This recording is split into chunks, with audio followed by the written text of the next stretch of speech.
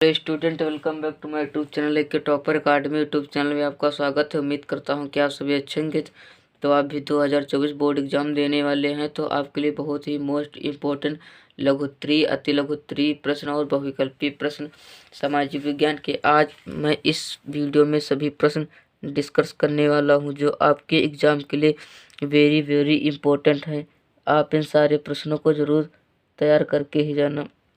ये प्रश्न आपके एग्ज़ाम की दृष्टि से वेरी इम्पोर्टेंट हैं। तो अभी तक वीडियो को लाइक नहीं किया है तो लाइक कर लो, और चैनल पर नए हो तो चैनल को सब्सक्राइब कर लो। इस चैनल पर 2024 बोर्ड एग्ज़ाम की संपूर्ण तैयारी कराई जाएगी, PDF हैंड राइटिंग नोट्स के साथ। सामाजिक विज्ञान क्लास 10th बहुविकल्पीय प्रश्न, अति लघुत्तरीय प्रश्न 2024 बोर्ड एग्जाम के लिए इम्पोर्टेंट है। पेपर में 100% आएगा। इन सारे प्रश्नों को जरूर तैयार करके ही जाना। देखते हैं हमारा अगला नंबर प्रश्न क्या कहता है। हमारा पहला नंबर प्रश्न है, यंग इटली सोसाइटी का संस्थापक कौन था? जो यंग इटली सोसाइटी का संस्थापक था वो कौन था? जो यंग इटली सोसाइटी का संस्थापक थे वो मेजनी थे। कौन थे? मेजनी। हमारा दूसरा नंबर प्रश्न, फ्रांस में गणतंत्र की घोषणा किस वर्ष हुई? जो फ्रांस में गणतंत्र की घोषणा हुई वो कब हुई? तो 1848 में। कितने में हुई? 1848 ईस्वी में। हमारा तीसरा नंबर प्रश्न है, राष्ट्रवाद का प्रारंभ जिस देश से हुआ वह देश है। आप लोगों को बताना है राष्ट्रवाद का प्रारंभ किस देश से शुरू हुआ। जो राष्ट्रवाद का प्रारंभ है वो फ्रांस से शुरू हुआ। कहाँ से? फ्रांस से। नेपोलियन का संबंध किस देश से हुआ? नेपोलियन का संबंध फ्रांस से हुआ। कहा था नेपोलियन का संबंध किस देश से था? तो नेपोलियन का संबंध फ्रांस से था। हमारा अगला नंबर प्रश्न है, महात्मा गांधी दक्षिण अफ्रीका से कब लौटे? जो महात्मा गांधी जी थे वो दक्षिण अफ्रीका से वापस कब लौटे? तो इसका जो सही राइट आंसर होगा वो होगा 1915 ईस्वी में। कब? 1915 ईस्वी में लौटे। हमारा अगला नंबर प्रश्न है, हमारा 6 नंबर प्रश्न है, सविनय अवज्ञा आंदोलन में महात्मा गांधी ने अत्यधिक महत्व क्यों दिया? ये आप लोगों को बताना। जो नमक का प्रयोग अमीर गरीब सभी करते थे। जिसका सही राइट आंसर होगा कि नमक का प्रयोग अमीर और गरीब सभी करते थे। हमारा 7 नंबर प्रश्न है, करो या मरो का नारा किसका था? करो या मरो का नारा किसका था? इस जो महात्मा गांधी जी का था। किसका था? महात्मा गांधी जी का था। इन्होंने कहा था करना है तो करो, नहीं तो वरना मर जाओ। हमारा 8 नंबर प्रश्न है, हिंद स्वराज पुस्तक के लेखक हैं। हिंद स्वराज पुस्तक के लेखक हैं, ये आप लोगों को बताना है। जो हिंद स्वराज पुस्तक के लेखक हैं वो महात्मा गांधी जी हैं। वो महात्मा गांधी जी हैं। असहयोग आंदोलन का मुख्य कारण क्या था? जो असहयोग आंदोलन था इसका मुख्य कारण क्या था, ये आप लोगों को बताना है। असहयोग आंदोलन का मुख्य कारण था खिलाफत आंदोलन। कौन सा? खिलाफत आंदोलन। हमारा अगला नंबर प्रश्न है, भारत में राष्ट्रपिता कहकर किसे संबोधित किया गया, ये आप लोगों को बताना है। जो महात्मा गांधी को राष्ट्रपिता कहा जाता है। किसको? महात्मा गांधी को राष्ट्रपिता कहा जाता है। अब हम देखते हैं लघुत्तरीय प्रश्न, अति लघुत्तरीय प्रश्न। सभी प्रश्न आज इस वीडियो में हम डिस्कस करेंगे।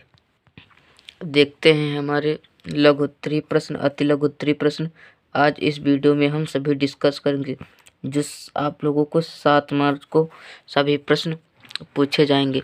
देखते हैं हमारा पहला नंबर प्रश्न क्या कहता है। हमारा पहला नंबर प्रश्न, पूना पैक्ट पर किसके हस्ताक्षर हुए, इसकी 2 शर्तें बताइए। जो पूना पैक्ट समझौता हुआ था पूना में हुआ था। कहाँ हुआ था? पूना में हुआ था, महात्मा गांधी और बाबा साहेब के बीच। ये आप लोगों को बताना है। इसके 2 शर्तें लिखनी। दूसरा नंबर प्रश्न, यूरोप में राष्ट्रवाद के विकास में संस्कृति का क्या योगदान था? ये प्रश्न आपके बोर्ड एग्जाम में 4 मार्क्स का पूछा जाएगा। जो यूरोप में राष्ट्रवाद के विकास में संस्कृति का क्या योगदान है, ये आप लोगों को बताना है। हमारा तीसरा नंबर प्रश्न है, खिलाफत आंदोलन क्यों शुरू हुआ? खिलाफत आंदोलन क्यों शुरू हुआ, ये आप लोगों को। हमारा 4 नंबर प्रश्न, नर्मदा बचाओ आंदोलन से आप क्या समझते हैं? नर्मदा बचाओ आंदोलन से आप क्या समझते हैं? ये प्रश्न आपके एग्जाम के लिए इम्पोर्टेंट है। आप इस प्रश्न को जरूर तैयार करके ही जाना। हमारा अगला नंबर प्रश्न है, भारतीय कृषि की कोई 4 विशेषताएं लिखिए। आप लोगों को इंडियन कल्चर, भारतीय कृषि की कोई 4 विशेषताएं लिखनी है।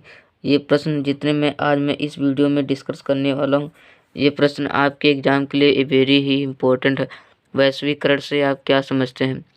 हमारा 6 नंबर प्रश्न है, वैश्वीकरण से आप क्या समझते हैं? और 7 नंबर प्रश्न है, गांधी जी की नमक यात्रा का वर्णन कीजिए। ये प्रश्न 6 नंबर में पूछ सकता है, लघु उत्तरी में और दीर्घ उत्तरी में भी पूछ सकता है। आप लोग इसे जरूर तैयार करके ही जाना। और जैव विविधता क्या है?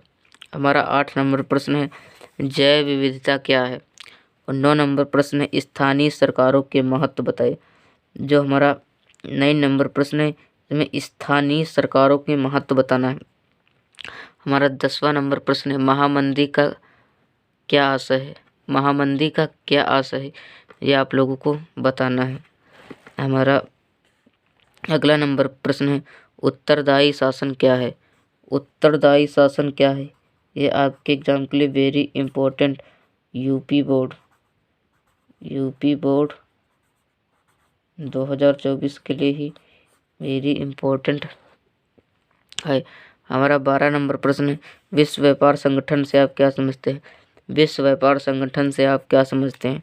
और प्रति व्यक्ति आय से आप क्या समझते हैं, या औसत आय से आप क्या समझते हैं? ये एक प्रश्न कहने का एक ही मतलब, प्रति व्यक्ति आय, औसत आय। हमारा 14 नंबर प्रश्न है, गठबंधन सरकार से आप क्या समझते हैं? गठबंधन सरकार से आप क्या समझते हैं? हमारा 15 नंबर प्रश्न है, देखते हैं अगला क्या कहता है। ये हमारा अगला नंबर प्रश्न है, सत्ता की साझेदारी क्यों जरूरी है? जो सत्ता की साझेदारी है वो क्यों जरूरी है, ये आपके एग्जाम के लिए वेरी इंपॉर्टेंट है। हमारा 16 नंबर प्रश्न है, उदारवाद की प्रमुख विशेषताएं क्या है? उदारवाद की प्रमुख विशेषताएं क्या है? हमारा 17 नंबर प्रश्न है, राष्ट्रीय आय वृद्धि हेतु कोई 3 उपाय बताइए। राष्ट्र की आय वृद्धि हेतु कोई 3 उपाय बताना है आप लोगों को। और हमारा 18 नंबर प्रश्न है, मृदा अपरदन से आप क्या समझते हैं? ये आपके बोर्ड एग्जाम में 4 मार्क्स का पूछा जाएगा और आपके एग्जाम के लिए वेरी इंपॉर्टेंट भी है।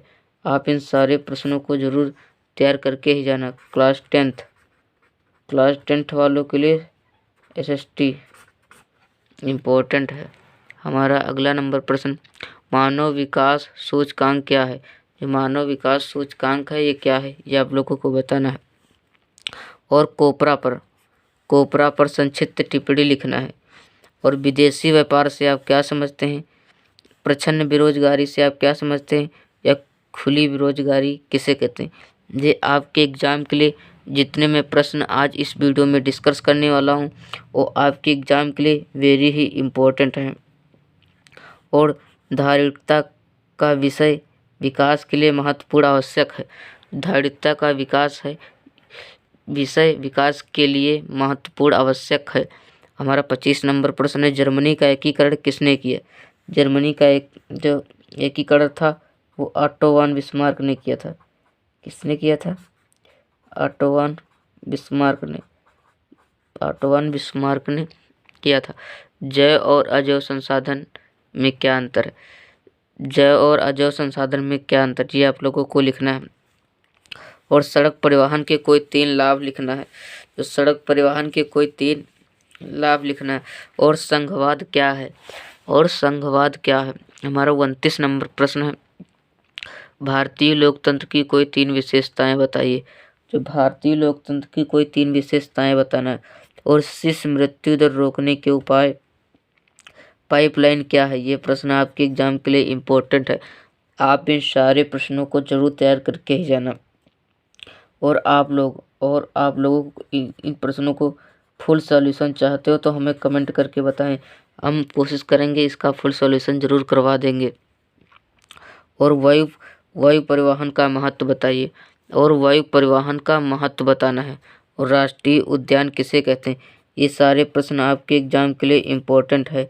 हमने इसमें 33 लघु उत्तरीय प्रश्न डिस्कस किया है और 10 अति लघु उत्तरीय प्रश्न डिस्कस किया हूँ। उम्मीद करता हूँ ज़्यादा से ज़्यादा आप लोगों को आते हैं। जो नहीं आते हैं उनकी एक इम्पोर्टेंट नोट्स बना लो, ताकि आपको याद करने में बहुत ही आसानी होगी और आप भी अच्छे से अच्छा स्कोर कर पाएंगे। तो वीडियो कैसा लगा? वीडियो अच्छा लगा हो तो वीडियो को लाइक कर दो और चैनल पर नए हो तो चैनल को सब्सक्राइब कर दो। इस चैनल पर 2024 बोर्ड एग्जाम की संपूर्ण तैयारी कराई जाएगी, PDF हैंड राइटिंग नोट्स के साथ। Thank you. जय हिंद, जय भारत, जय वंदे मातरम। मिलते हैं नेक्स्ट वीडियो में। जब तक के लिए बाय बाय।